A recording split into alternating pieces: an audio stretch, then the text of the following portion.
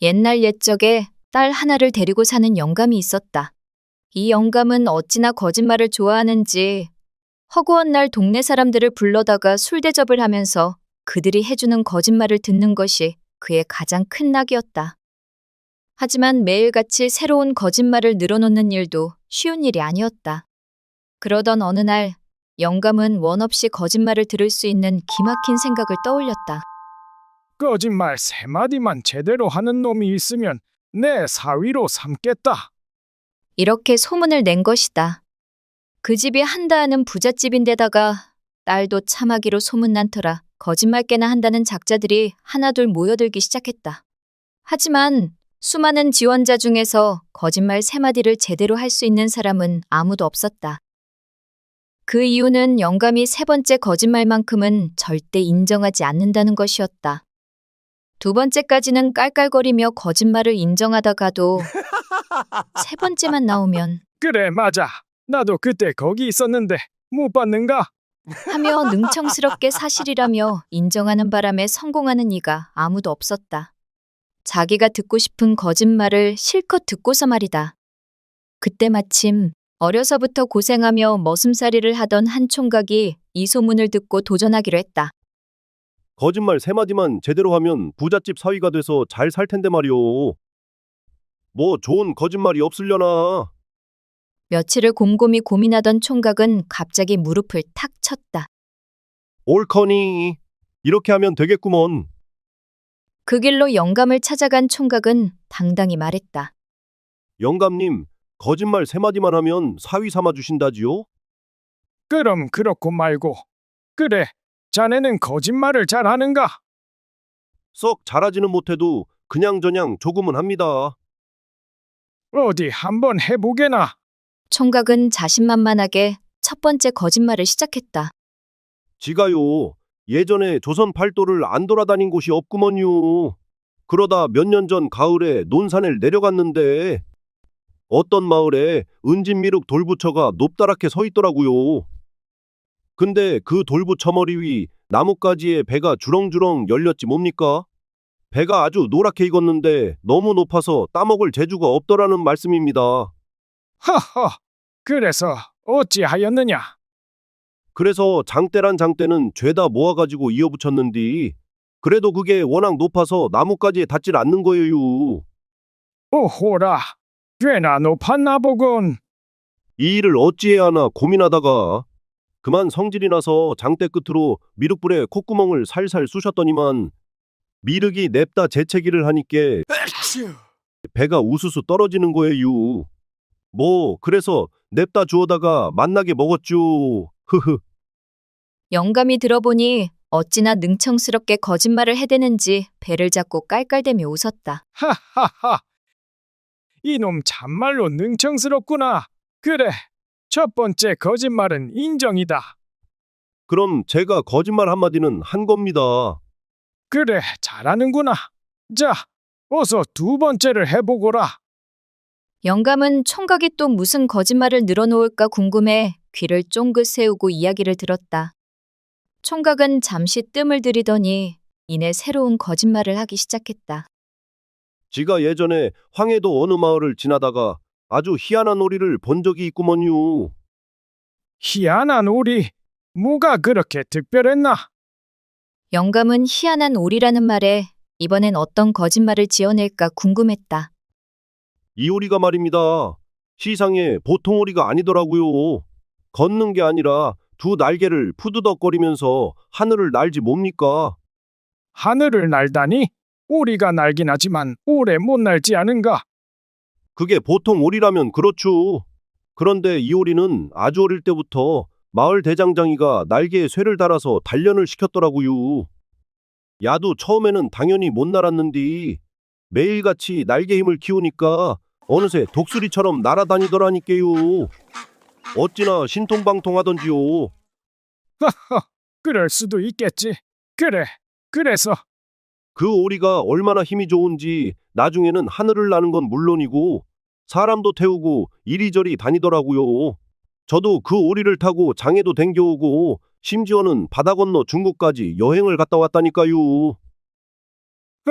이놈아, 이건 정말 새빨간 거짓말이다. 세상에 그런 오리가 어딨냐?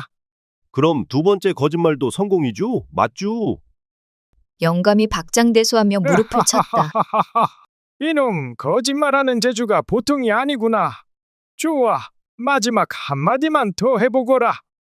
이제 진짜 승부수였다. 총각은 눈을 빛내며 말했다. 제가 예전에 장사를 했는데 바람을 팔았구만요. 바람 한 포대에 10,000냥씩 받아서 꽤나 벌었지요. 영감은 기다렸다는 듯이 웃으며 말했다. 그래, 맞다. 나도 그때 바람을 좀 샀지. 영감님, 참말이지요? 아, 그럼 참말이고 말고. 영감은 이번에도 세 번째 거짓말을 듣자마자 어김없이 사실이라며 잡아떼기 시작했다. 그러면서 슬슬 총각을 돌려보내려고 하는 찰나 총각은 배시시 웃으며 말을 이었다. 맞습니다. 지가 영감님한테 바람을 3포대 팔았는데 그때 외상으로 드렸던 거 기억나시죠? 저 그 돈 받으러 왔잖아요. 자, 한 포대에 10,000냥씩 30,000냥입니다. 이제 바람값 주시지요. 뭐라고? 나 참 기가 막혀서. 영감은 그만 어안이 벙벙해서 입을 다물지 못했다. 바람값 30,000냥 주시라고요. 제 말이 거짓말입니까? 사실입니까? 영감님? 거짓말이면 사위가 될 테고 내 말이 참말이면 30,000냥을 주시면 되고요. 영감은 총각의 꾀에 꼼짝없이 걸려들고 말았다. 만약 거짓말이 아니라고 하면 30,000냥을 줘야 하는 판국이었다. 결국 영감은 할 수 없이 총각을 사위로 삼았다. 그렇게 해서 총각은 부잣집 사위가 되어 그 집에 들어가 같이 살게 되었다. 그런데 기쁨도 잠시, 영감은 매일 아침이면 눈 뜨자마자 사위를 불러 앉혀놓고 거짓말을 시키는 게 아닌가? 사위도 하루 이틀은 그러려니 했지만 끝도 없이 거짓말을 지어내려니 이건 도저히 못할 짓이었다. 이제는 거짓말의 걷자만 들어도 속이 울렁거릴 지경에 이르렀다. 내 이대로는 참말로 못 살겠네. 눈 뜨자마자 거짓말부터 해보라고 시키니. 아니, 거짓말 못 들어서 죽은 귀신이라도 씌었나. 저 양반 버릇을 이참에 지대로 고쳐야겠는디. 무슨 좋은 방법이 없나 몰러. 그렇지 않으면 영감이 죽을 때까지 곁에서 거짓말을 해달라고 성화를 부릴 게 뻔했다. 거짓말이 지긋지긋해진 사위는 머리를 쥐어뜯으며 어떻게든 영감의 버릇을 고칠 궁리를 하기 시작했다. 그러던 어느 날 사위와 장인은 함께 산에 나무를 하러 갔다. 그런데 나무를 한 짐에서 싣다 보니 묶을 끈이 없었다. 아니 이놈아, 끈도 없이 나무를 하러 오면 어떻게 하느냐? 이 정신머리 없는 놈. 깜빡했습니다. 얼른 집에 가서 가져오겠구먼요. 여기서 잠깐만 기다리고 계셔요. 사위는 두 주먹을 불끈 쥐고서 집으로 뛰어갔다. 그런데 장모가 보니 멀리서 사위가 숨을 헐떡이며 뛰어오는 것이 아닌가. 아니, 자네 무슨 일이길래 그렇게 급하게 오나? 그때 장인을 혼쭐 내줄 생각이 번쩍 떠올랐다. 이번이 기회다 싶어 장모에게 거짓말을 늘어놓았다. 장모님, 이 일을 어쩌면 좋습니까? 아주 큰일 났구먼요. 아니, 뭔 일인데 그리 난리야? 장인이 나무를 베다가 그만 머리에 맞아 돌아가셨습니다. 이러고 있을 때가 아니고 얼른 산에 올라가 보셔요. 뭐라고? 아이고, 이게 웬일이야. 영감이 죽다니. 장모와 아내는 엉엉 울면서 산으로 뛰어갔다. 그런데 먼저 앞질러 도착한 사위가 두 주먹을 불끈 쥐고 헐떡거리며 뛰어오자 영감이 타박을 했다. 인서가 아무리 급해도 천천히 오지 왜 그리 야단이냐? 장인어른, 천천히고 뭐고 큰일 났다니까요. 지금 이러고 있을 때가 아니라고요. 얼른 집으로 내려가 보셔야 해요. 아니 왜 그러느냐?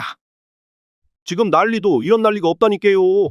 장모님이랑 마누라가 콩을 볶아 먹다가 불을 내서 집이 홀랑 다 타버렸다고요. 뭐라? 내 이것들을. 영감은 화가 머리끝까지 치밀어 작대기를 들고 집으로 뛰어내려갔다. 그런데 그때 산으로 헐레벌떡 올라오던 장모와 딸과 딱 마주쳤다. 영감, 이게 어떻게 된 거예요? 나무에 맞아서 죽었다더니 어찌 살아있네? 아니, 이놈의 여편네가 집은 어떻게 하고 뭔 헛소리를 하는 게야? 집이 뭐 어째서 그래요? 쿵 볶아먹다 집이 홀라당 다 타버렸다며. 아니 멀쩡히 잘 있는 집이 타다니 그건 또 뭔 말이래요? 그럼 아냐? 그제서야 사위가 거짓말을 한 걸 눈치챈 영감이 사위를 노려보자. 사위가 배실배실 웃으며 말했다. 장인어른이 그렇게 좋아하시는 거짓말 한번 했구먼요. 그러자 영감이 어찌나 혼이 났던지 다리에 힘이 풀려 주저앉았다. 그제야 깨달은 영감은 기가 막혀 혀를 내둘렀다. 야, 이놈아, 너 다시는 거짓말하지 마라. 아이고, 10년 감수했다. 정말이죠? 지금 분명히 거짓말하지 말라고 하셨어요. 저도 이제 하라고 하셔도 2번 다시는 거짓말 안 할 거구먼요. 흐흐흐. 오메, 내가 미쳐불어. 당신 그리 거짓말 좋아하더니 꼴 줬소. 그 사람은 그렇게 장인의 버릇을 고쳐놓고서 오래오래 잘 살다가 엊그제 죽었다고 한다. 안녕하세요. 이야기 들려주는 새벽입니다. 거짓말 잘하는 사위 즐겁게 보셨나요? 다음 영상에도 더욱 흥미로운 이야기로 찾아뵙겠습니다. 다양한 여러분들의 의견도 남겨주세요. 구독, 좋아요, 알림 설정 부탁드려요. 감사합니다.